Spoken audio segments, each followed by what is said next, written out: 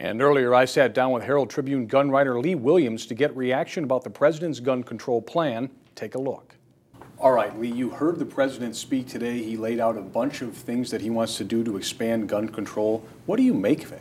Well, there was a little bit of good news in there, Grant.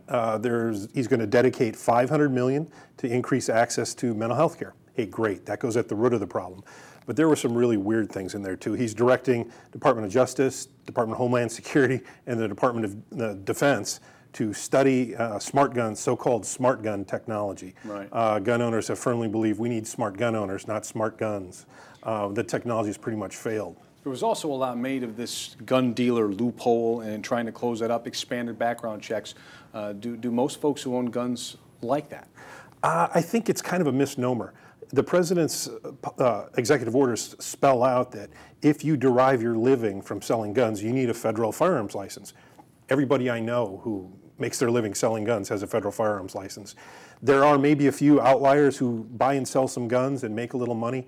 I don't know of any federal agency with the time, manpower, or I don't even know how they would track that to enforce that.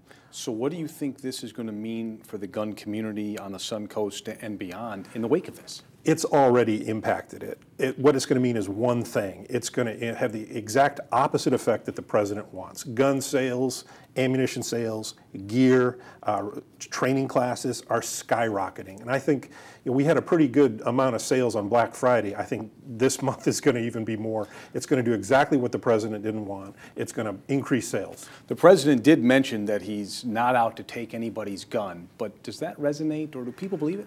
I don't think people believe it. They're going to see this solely as another way to possibly make buying a gun more difficult. Lee Williams, thanks for joining us. My pleasure, Grant.